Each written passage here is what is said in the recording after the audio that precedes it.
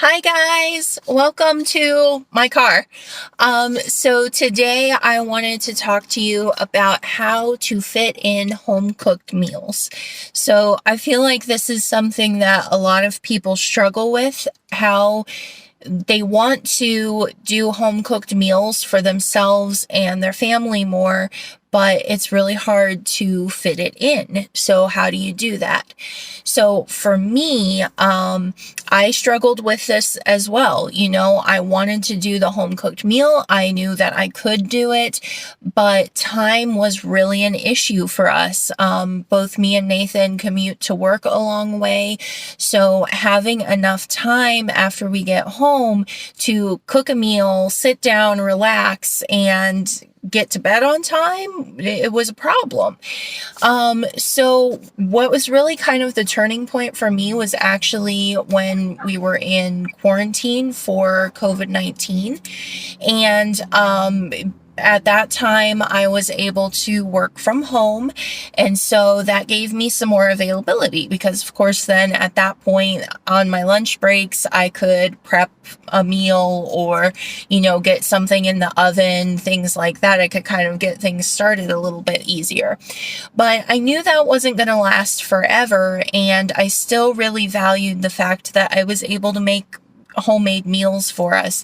So I kind of made a little pact with myself, if you will, that even when things went back to normal, that I would still endeavor to make homemade meals at home, which I guess is the meaning of homemade. Sorry. So I did really, kind of embrace that and try to figure out how I would be able to do that. So I have a couple tips for you on that. If you're interested, stay tuned. Also, I would like to ask that if you have not subscribed already, that you would go ahead and subscribe because it does help me out. And if you have already subscribed, if you know of somebody who might like my channel, that you maybe ask them to check it out because that would be cool. All right, so first thing with homemade meals, which was the first step for me too, you have to want it. Just any change that you make in your life, it's the same thing. You got to want it, and then you got to figure out how to make it work. So if you want to make homemade meals work for you, you got to first of all, actually really value that and then figure out how you can incorporate that. Incorporating it starts off by having your ingredients on hand.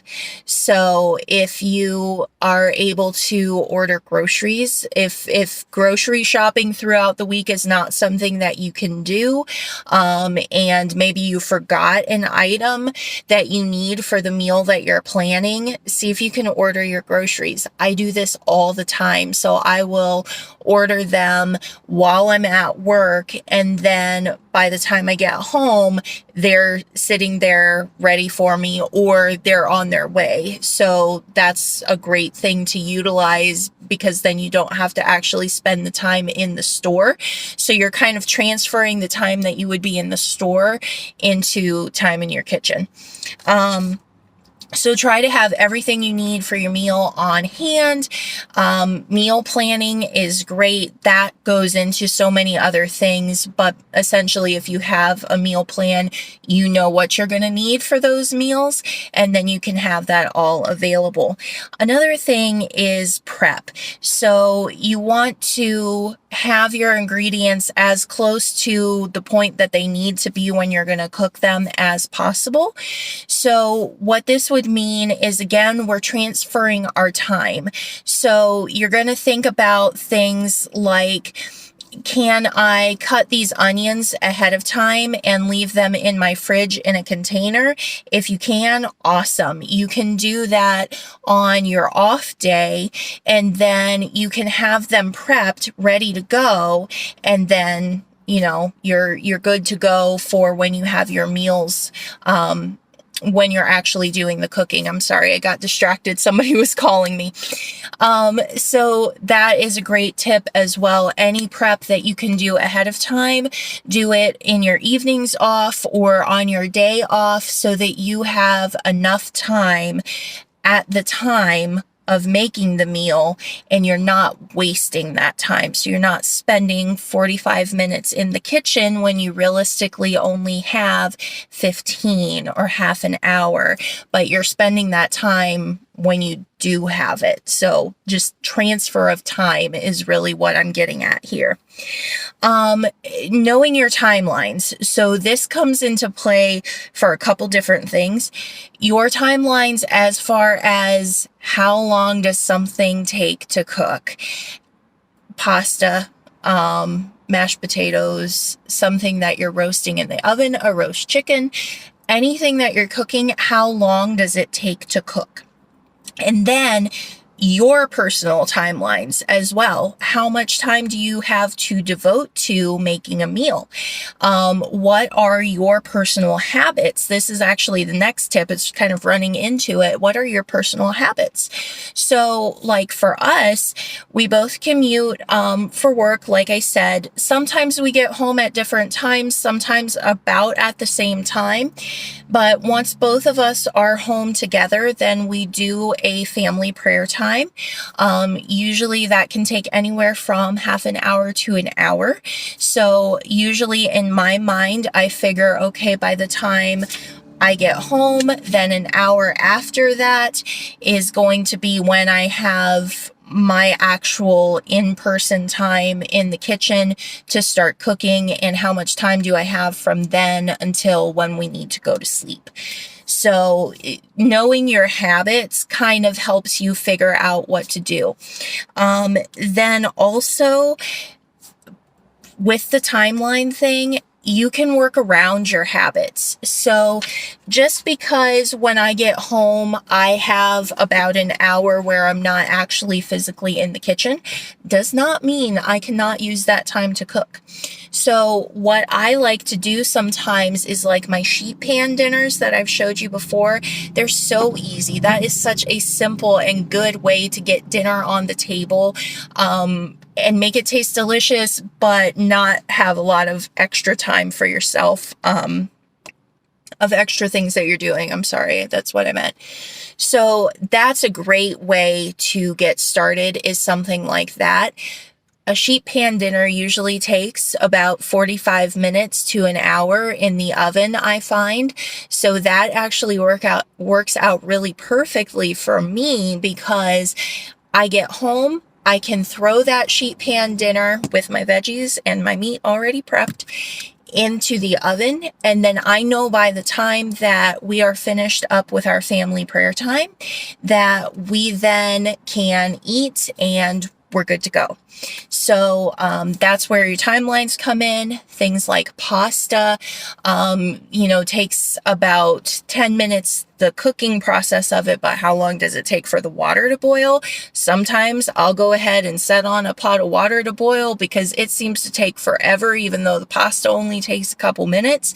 So I'll set that on to boil. I mean, I'm not like far away from my kitchen. I'm just not actively in my kitchen. So if you have time like that where you're in the house, but you're not like actively in the kitchen, figure out things that you can do with that. You can also utilize all this new gadgetry and technology and all of that. Crock pots, great, because you can prep something the night before or the morning before, throw it in there, let it cook all day, and it's ready by the time you come home.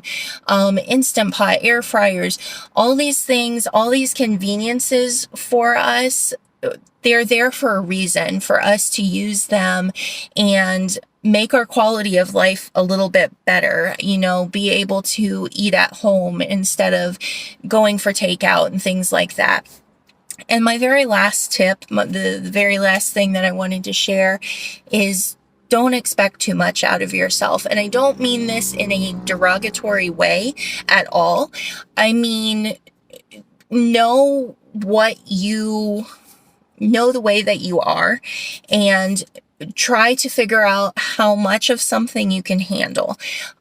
Even for us, even for me, it's just too much to expect me to come home every single night, 7 nights a week, and be able to cook us a meal. It doesn't work that way.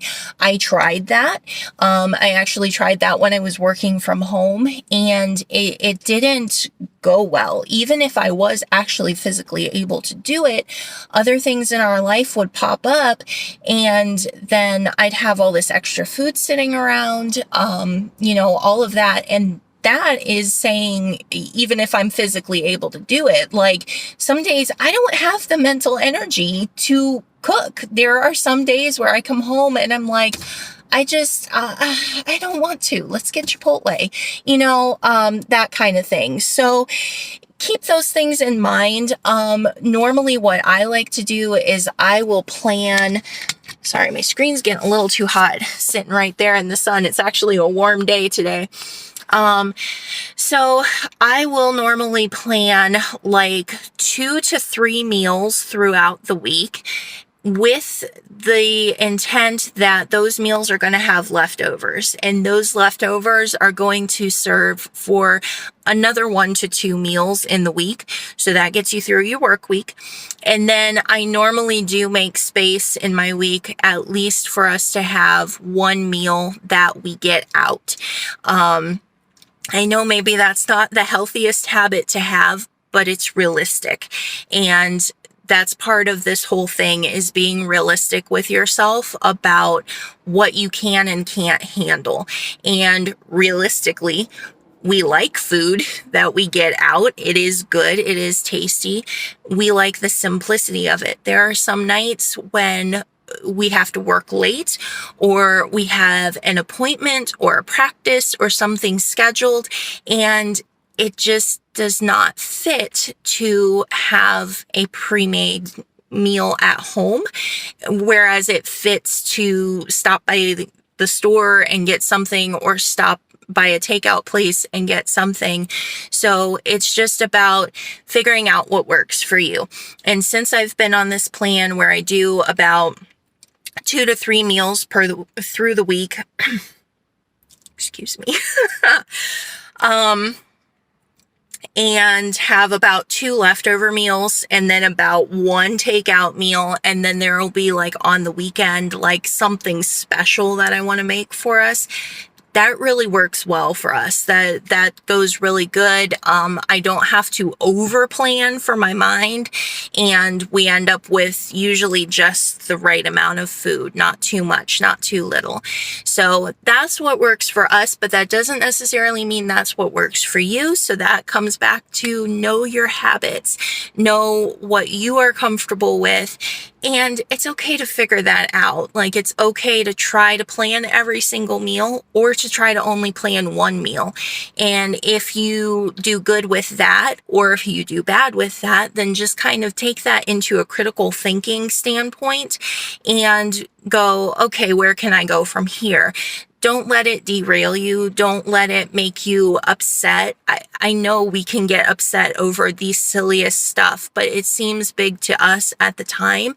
So just find out what works for you, and don't let it be too stressful. Food shouldn't be a stressful experience. It should be a happy experience. So hopefully you found this helpful. If there is anything that I can help you with, any other videos that you would like to see from me, please feel free to leave me a comment. I do really appreciate you guys watching my videos. It's really fun to make them, and hopefully we will have some new content for you coming soon. Bye-bye.